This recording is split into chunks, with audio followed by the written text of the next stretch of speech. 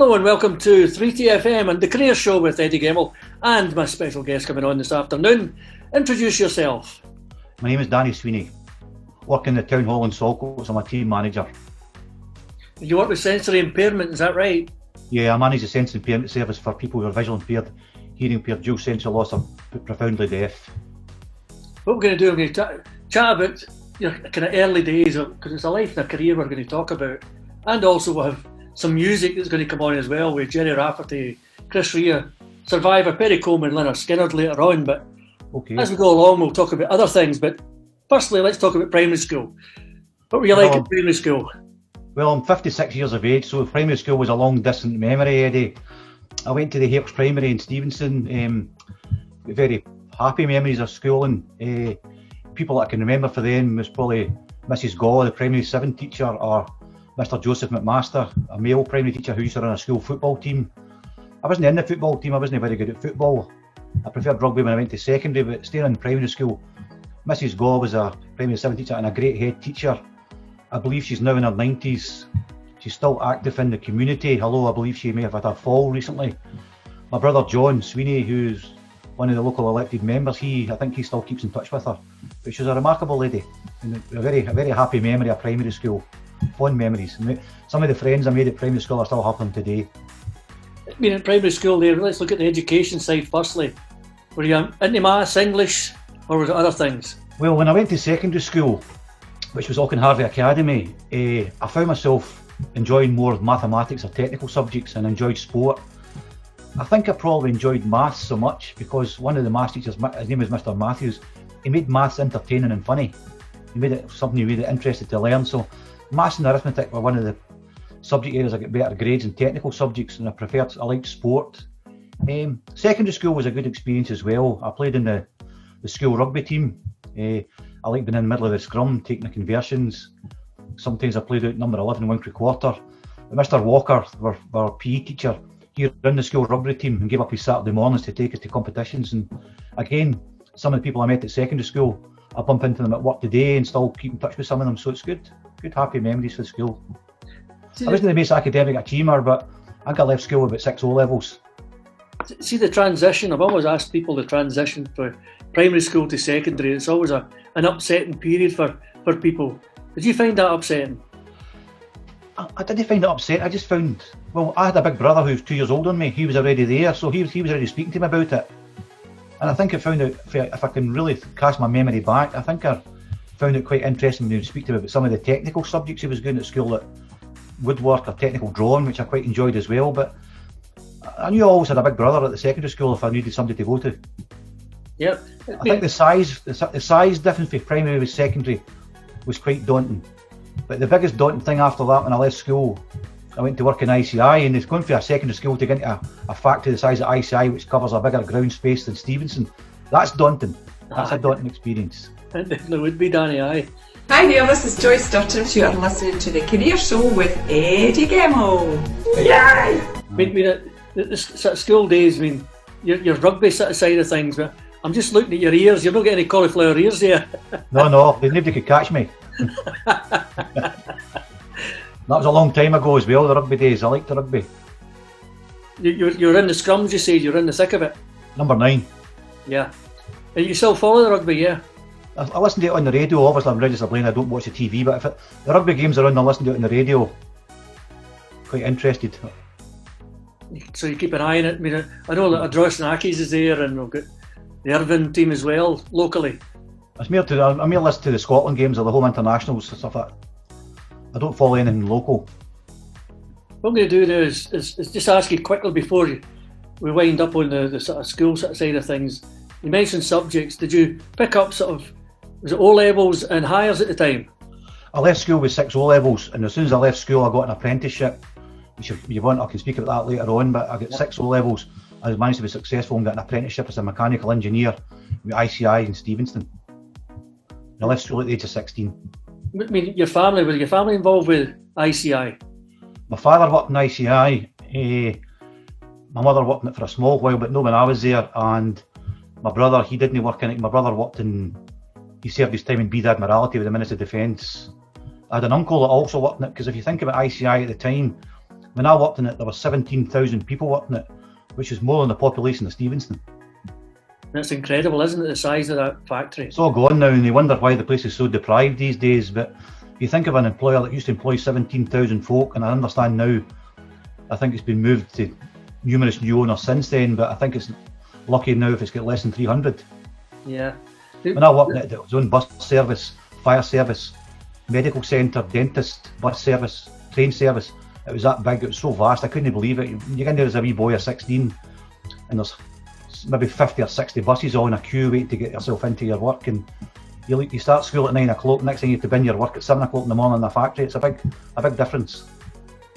I know that the football was a big thing with them as well. They had Ardeer Rec, didn't they? Ardeer Recreation. Ardeer Thistle, it's still there yet. Ardeer Thistle, they still got the stadium there yet. But In fact, you can hear them playing football from my back door. Can you? Aye. Yeah, aye. The Thistle Park, it was a famous park. It was always, people said it was the size of Hampden, and a lovely I believe stadium. it was famous, you're right, because of the size of it. And it had that stadium as well built. Yeah, it's still there yet. I don't know, obviously being registered lane, I don't know what kind of repair it's in, but I certainly got a reasonable wee fall in Ardeer Thistle. A good wee set up there. But it's a shame it's happened to the area. I mean, before I come to your first track, it's just to talk about the devastation that's happened to, and you'll know firsthand what happened to the area and how the unemployment rates just seem to skyrocket. Terrible.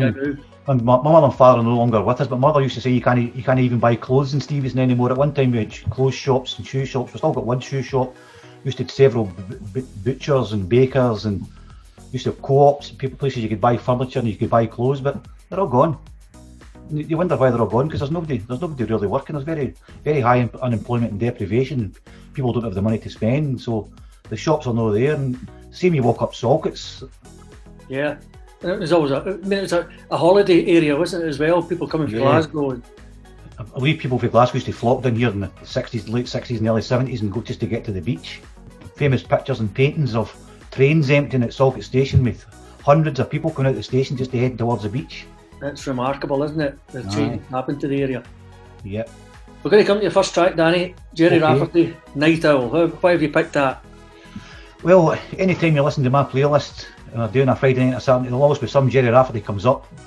I've got 3 Jerry Rafferty albums which I say is my favourite. It was Night Owl, City to City, or North and South, and 3 of the tracks I've kept changing was between Night Owl, Baker Street, or Unselfish Love, and I just said, oh no, I'll go for Night Owl. It's one of my favourite tracks. And is there a connection to it? It's just a track? I just love the words in it, and I just love the harmony in it, and I've also had the fortune to actually see him live in concert, and he's really a good performer. But I think it was yourself, Eddie, sent me a link to a documentary about him. Yeah. And I think he was a hard taskmaster to somebody to play along with and to work alongside, but I also think I don't think he exactly looked after himself very well, and his life came to an early end at, I think, the age of 63. Yeah. And part of the interview I heard him, in all my CD collection in the house, if I look through it, there's a box set in there, and it's him and Billy Connolly playing with the Humble Bums. But during the documentary, you see that Billy Connolly admits that he wasn't good enough as a musician. Yeah. He's certainly a good comedian, eh? But Jerry Rafferty, I don't know how, I couldn't understand why MD wouldn't like listening to Jerry Rafferty. Yeah, it's a terrific voice and great music. Well, let's listen to that track. Night comes down and finds you alone in a space and time of your own, lost in dreams in a world full of shadows. Down the street the neon light shines, offering refuge and hope to the blind. You stumble in with no thought of tomorrow.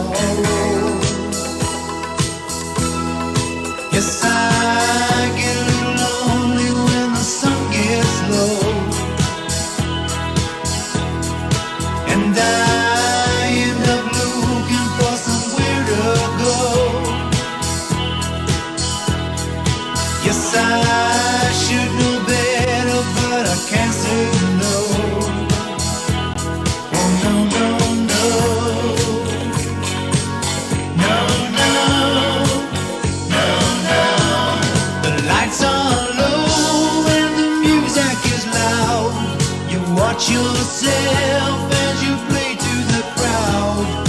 One more face in a palace of mirrors. One more drink, you're sailing away.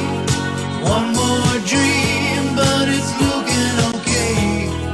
One more time to watch the flow of the river. Yes, I get a little lonely when the sun gets low, and I end up looking for somewhere to go. Yes, I should know better, but I can't say no. Oh no, no, no. No, no. No, no, no, no, no.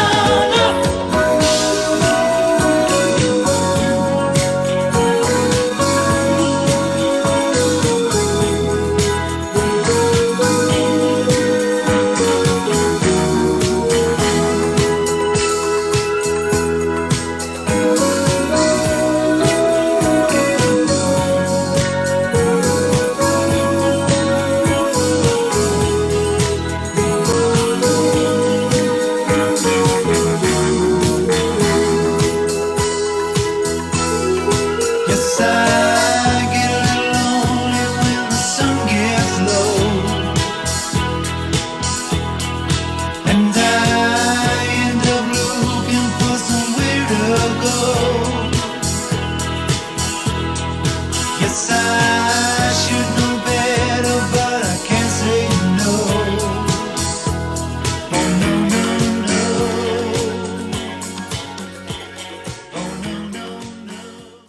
The Career Show, broadcasted on Friday evenings from 6 p.m. to 8 p.m. on 3TFM. In this show, we talk to all sorts of people involved in a variety of different careers, discussing how their journey has led them to where they are today. The aim is to inspire people out there and giving them advice on how to get into these careers.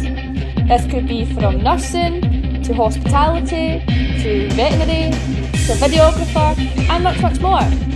Also keeping you updated on the latest job opportunities from Ayrshire and beyond. If you have a request on a specific career that you're interested in, then you can contact us on Facebook at The Career Show. Additionally, if you want to come on the show and tell us all about your career journey and promote your business, again, contact us on Facebook. So if you want to tune in, you can listen on 3TFM as well as online at www.3tfm.org.uk. That's www.3tfm.org.uk. Thank you. What we're going to come to now, Danny, is chatting now, talks about transition into working. Did you leave school right away 16 and start to apply for jobs?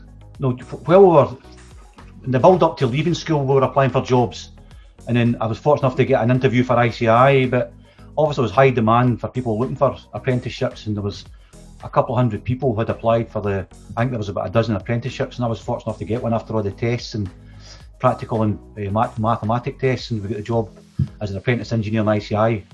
And I worked there for a couple of years, but unfortunately before I was 18 I lost my sight and I became registered blind, and I had to give up that type of work.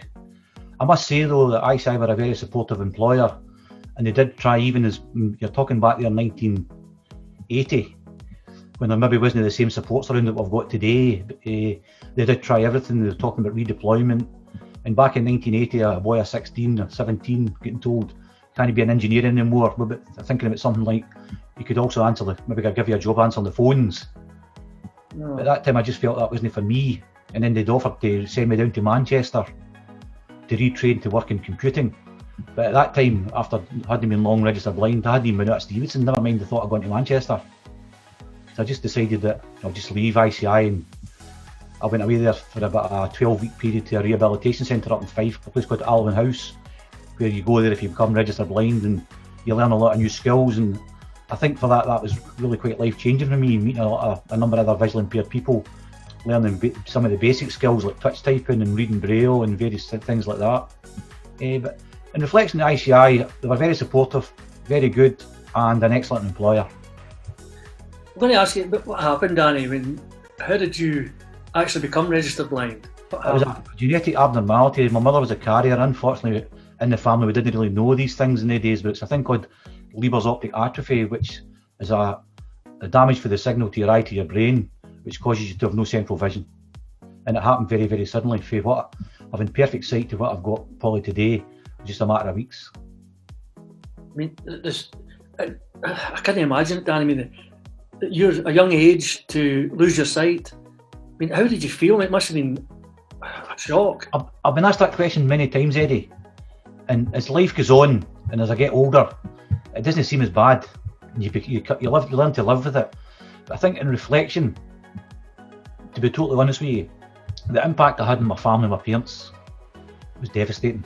And I also remember being in hospital. In the days, nowadays they're trying to get you to the hospital as quick as they can get you at it. But in the days, I was in hospital for weeks. Sometimes I think it was up to a couple of months, and they were giving me all sorts of tests. And because the condition I had was so rare, they were really struggling to find out what was wrong with me.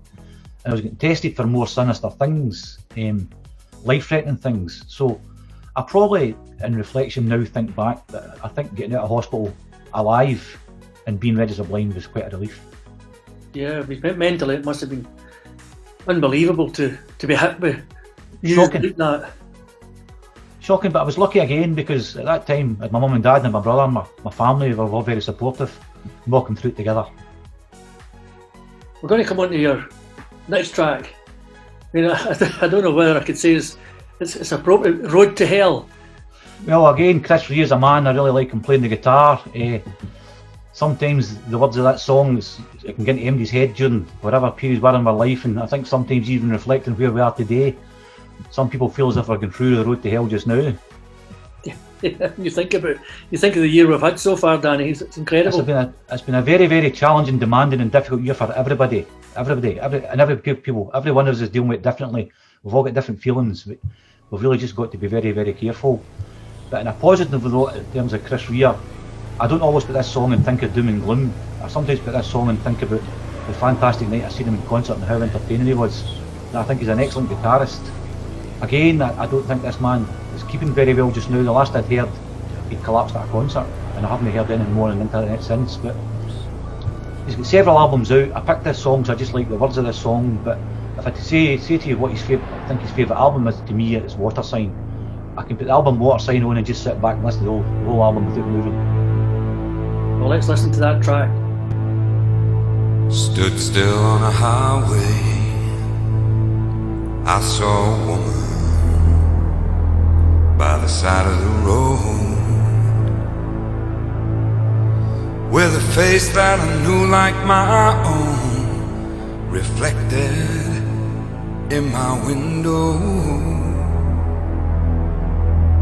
Well, she walked up to my quarter light, and she bent down real slow. A fearful pressure paralyzed me in my shadows. She said, son, what are you doing here? My fear for you has turned me in my grave. I said, Mama, I come to the valley of the rich, myself to sell. She said, son, this is the road to hell.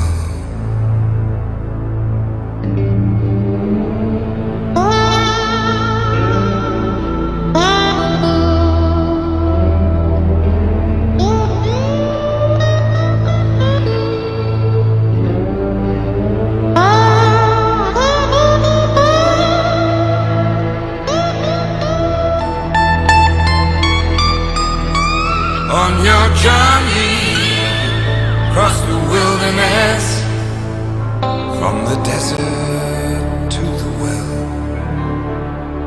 you have strayed upon the motorway to hell.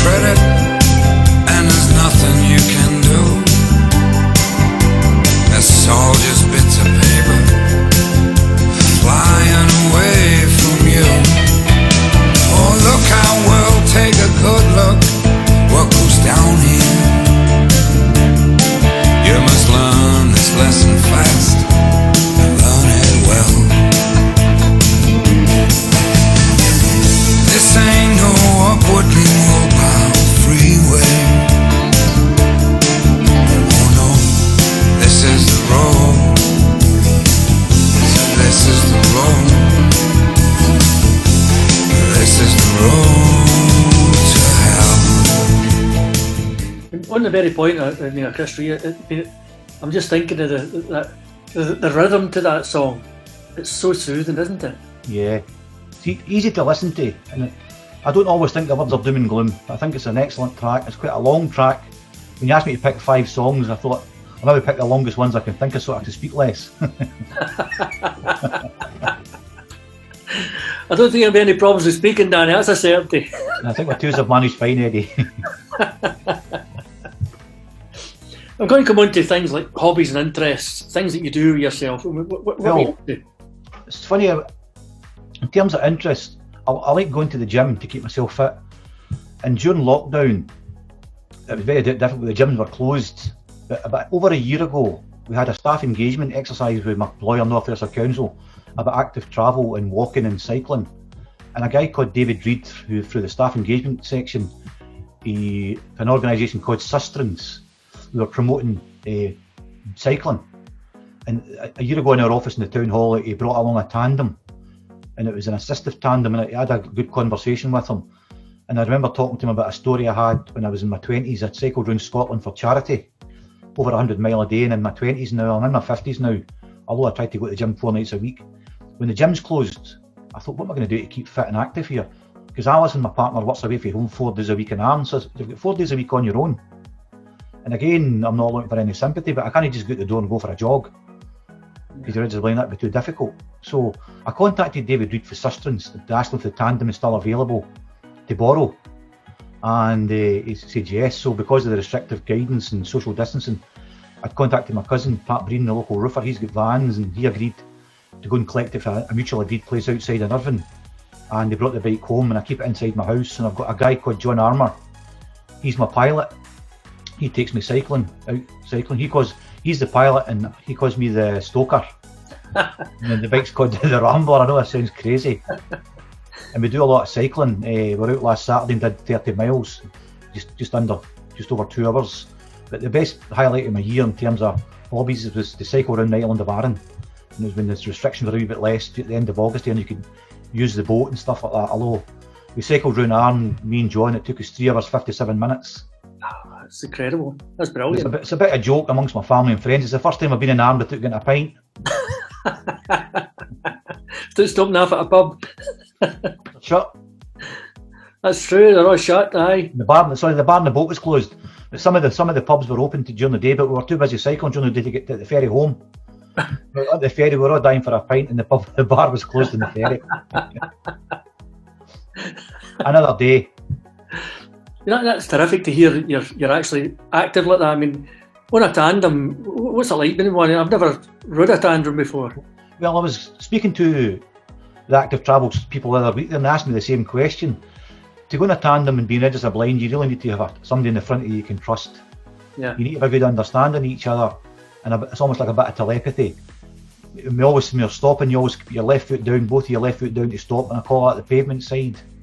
If John's going to stop in us suddenly, he'll tell me, no alarm ringing, but say we're going to stop suddenly, Danny. Or if it's a sharp bend right, sharp left, he tells me, so I know what's happening.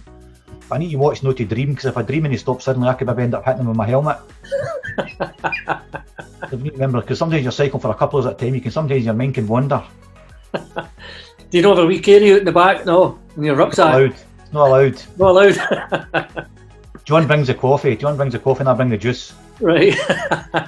So you're not allowed a wee nip at the very end just to celebrate? Not yet. Well, yeah. We cycled last Saturday, and obviously you can't tell people in your house, but John helped me to put the bike away.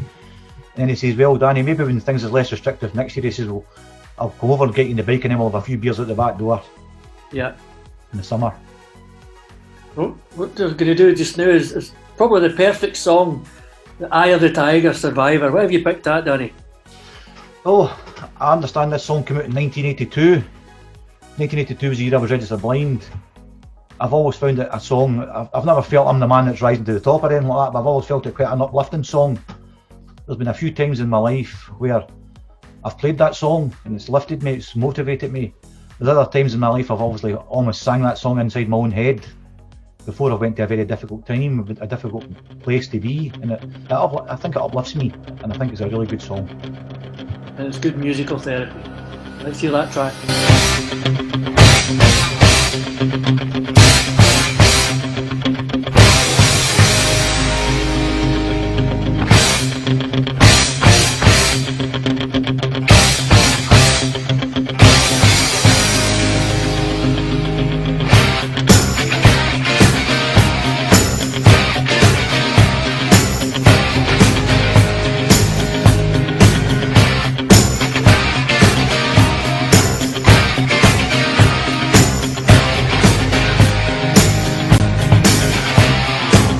Rising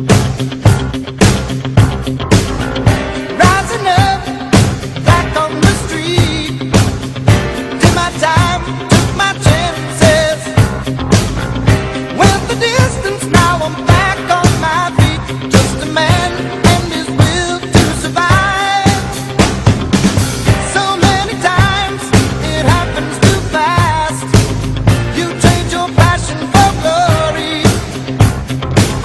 Don't lose your grip on the dreams of the past. You must fight just to keep them alive. It's the eye of the tiger, it's the thrill of the fight. Rising up to the challenge of our rival. And the last lone survivor stalks his spread in the night. And he's watching us all with the eye of the tiger. Face to face, out in the heat, hanging tough, staying hungry. They stack the odds, till we take to the street for the kill, with the skill to survive. It's the eye of the tiger, it's the thrill of the fight, rising up to the challenge of our rival. And the last known survivor stalks his spread in the night, and he's watching us all with the eye of the tiger.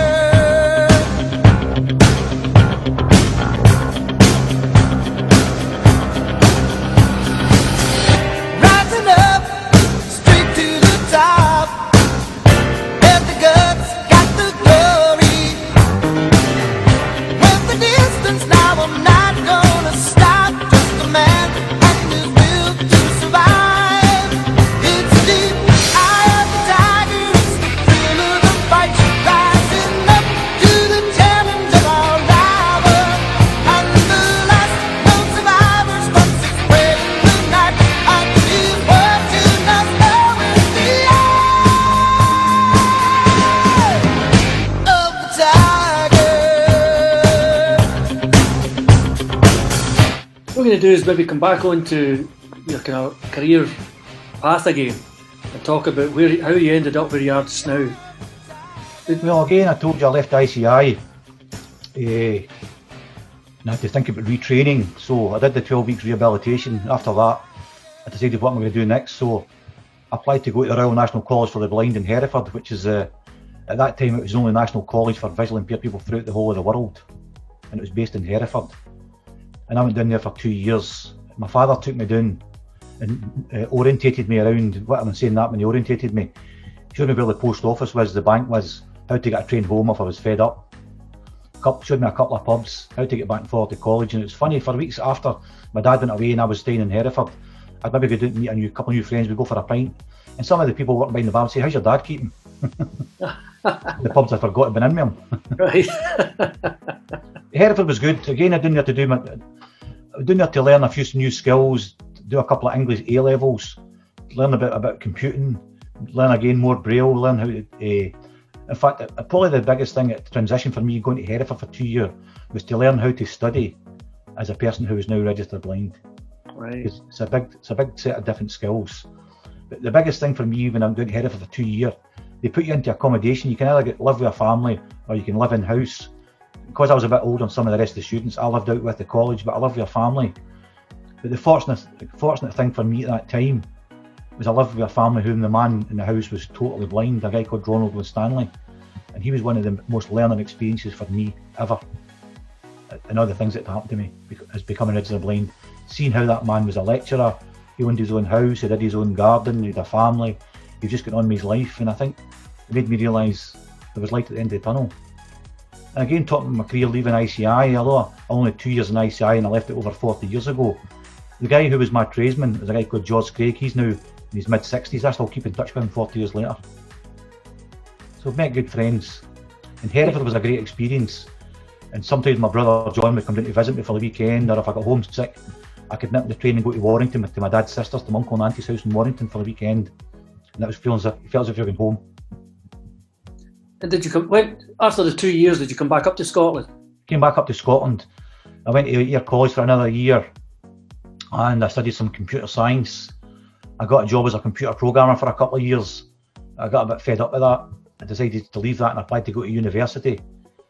I went to university and try to think, graduated around about 1991 at Jordan Hill with diploma in social work. I started with North Ayrshire Council 29 years ago. If anybody listening in who's got a visual impairment or any impairment at all, I mean, the kind of advice you would give, I mean, to study 4 years at university, I mean, it's no That was easy. 3 years. Oh, how many years? 3.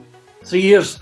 Yeah. And it's not an easy thing to do, is it? Now, at any stage in anybody's life, it's not an easy thing to do. How did you find it, Danny? Well, I think you had to be dedicated and be organised. And also, because I was registered blind, I had a couple of people who used to read to me 3 nights a week, and they were very dedicated. And they came and read to me books, read book after book to me, and helped me on the computer, and I typed, and they helped me tied up my errors, if there was any typing mistakes. You've really got to apply yourself. You've really got to want to achieve. You're only going to achieve if you put in the effort. And the degree, what was the degree in the end up? Social work. Social work. Yeah. Did you That's do a postgrad at all? You know, for a work No, I didn't experience? do that. In those days, it wasn't available. I'm talking 30 years ago. Yeah, People have talked about me doing it just now, but I thought when you get to 56, you're still a wouldn't young think man. You're still a young man, full of life. thanks very much, Eddie.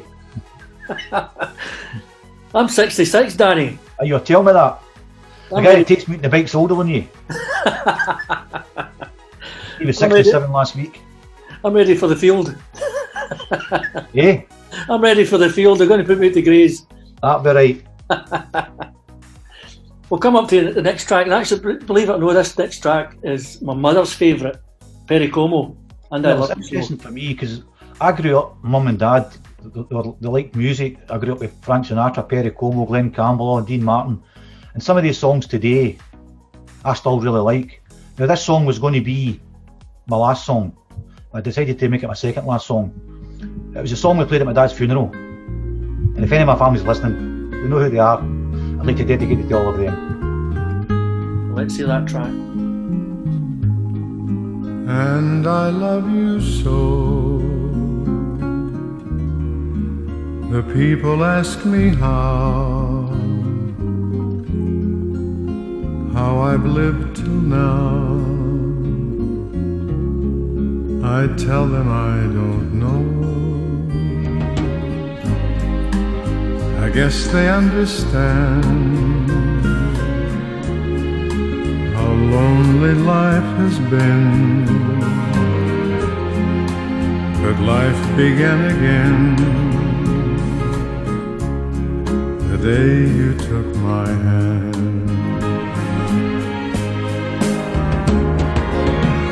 And yes, I know how lonely life can be. The shadows follow me, and the night won't set me free. But I don't let the evening get me down. Now that you're around me,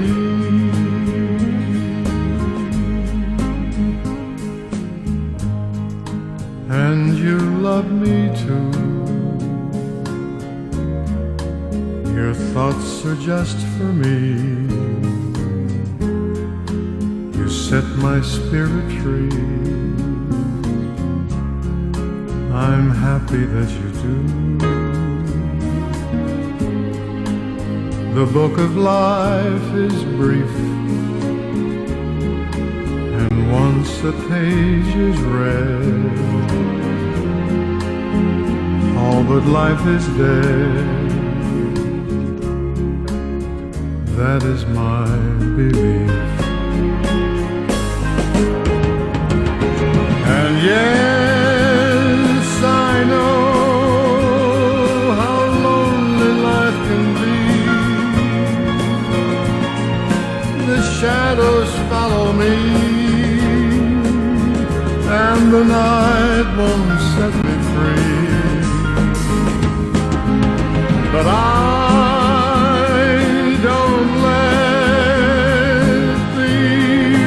get me down. Now that you're around me.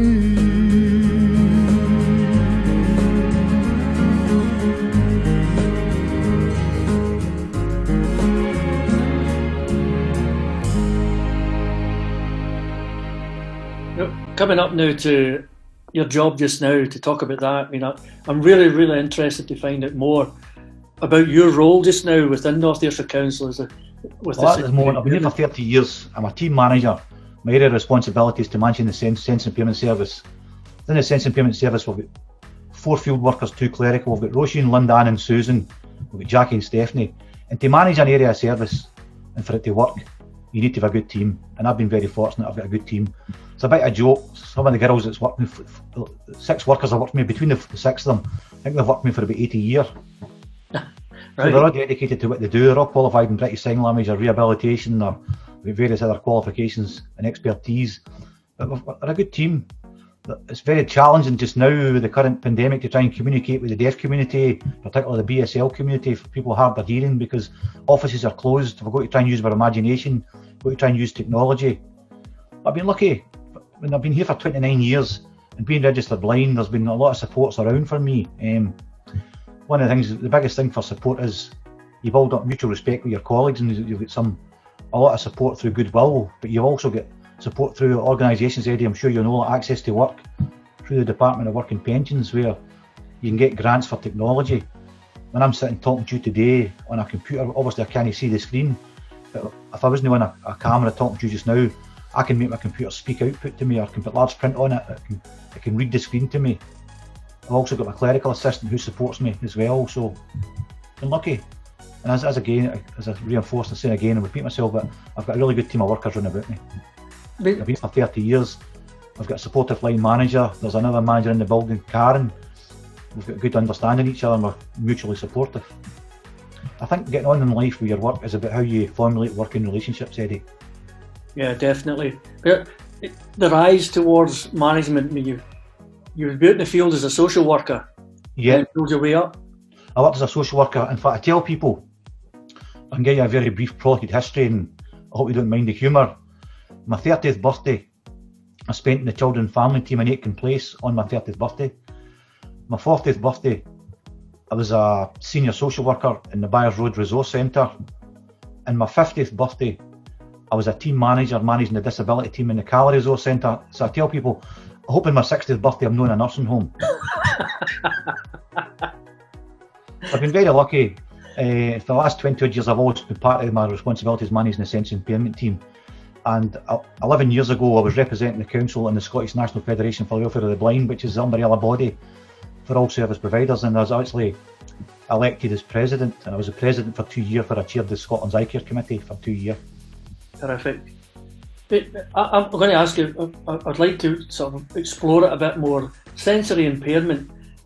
I think when you speak to people about that, they think of visually impaired, hearing impairment, but there's more to it than that, isn't there, Danny? Well, there's more to that. There's also more to the job in that. You've got people who have got a statutory obligation, like, to maintain a register for the government, similar to births, deaths and marriages. You've got to register people who are sight impaired and severely sight impaired. It used to be called blind and partially sighted. We get certificates for consultant ophthalmologists sent to us now electronically online, and our workers make contact with people to ask if they want to be on the register, because the health board certify you and then the local authority register you. We then have to make contact with a certain amount of time and ask people who want to be registered, and then they go out and they get a home assessment. We try to do it quite quickly, but in the current climate, you've also got to do a lot of checks if people are showing symptoms of COVID or they want an assessment over the phone.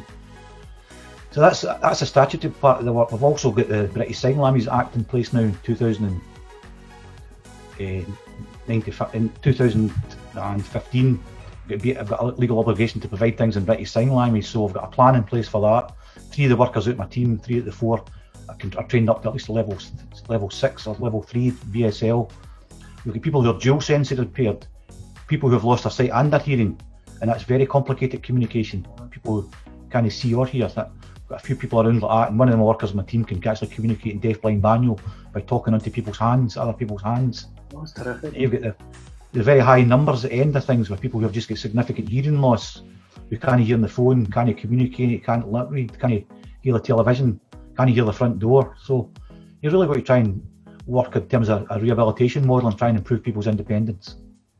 There's other areas as well. I mean, there's touch and taste and smell, areas like that as well, Danny, isn't there? Yeah, aye. I mean, a lot of people think if you're blind you can read Braille, but there's approximately 1,000 people in North Ayrshire registered blind, and I think there's less than 20 of them read Braille. Who teaches Braille? I mean, would it be somebody like yourself, or? No, it generally would come through education. It would be something you probably get at school. Uh-huh. But there's very little resource around now for people who would be taught Braille later in life, because there's no the same demand. A lot of people now are using other alternative technologies.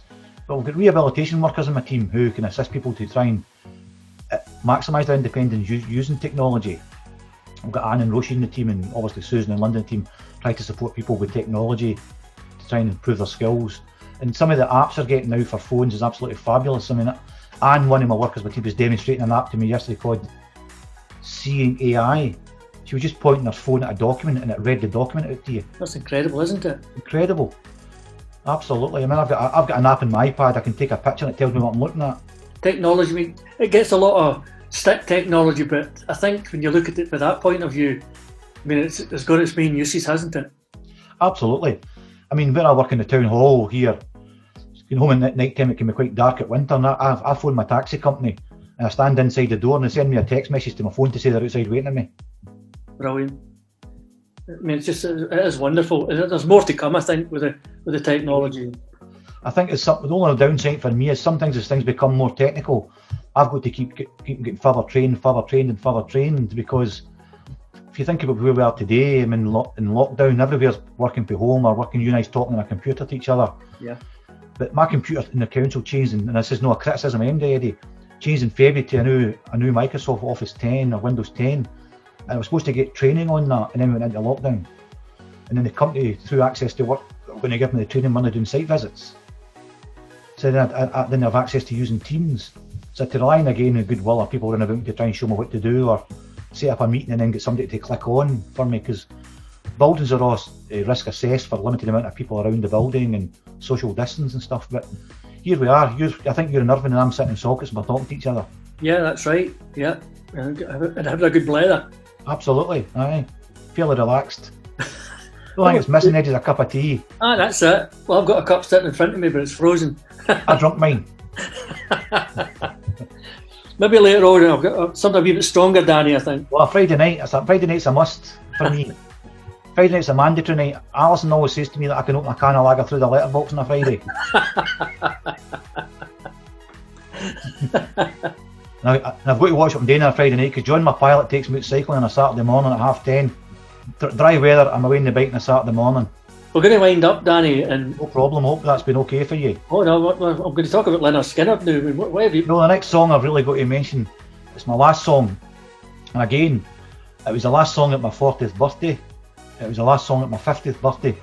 I couldn't afford Lynyrd Skynyrd, but what I did manage to afford was your colleague Uncle Bob's Rock Show, his band Big Licks.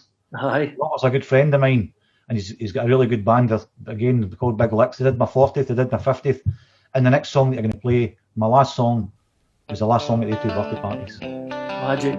I can't thank you enough, Danny, for being upfront and candid on the career show. And thank you very much. As I can, Eddie, and I didn't think it was that interesting, but if somebody finds it interesting and it helps somebody, well, we've achieved something that seems a day, Eddie. It's been nice talking to you. See you soon, Danny. Thank you very much. Again. Big wheels keep on turning, carry me home just like you, singing songs about the Southland. I miss Alabama once again, and I think it's the same. Yes.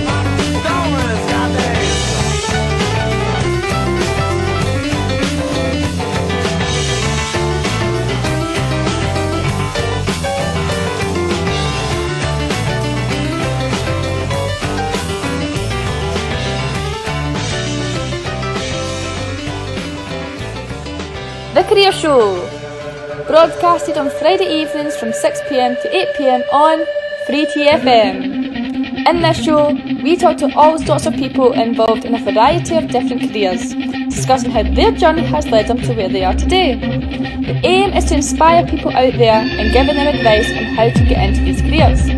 This could be from nursing, to hospitality, to veterinary, to videographer, and much more. Also keeping you updated on the latest job opportunities from Ayrshire and beyond.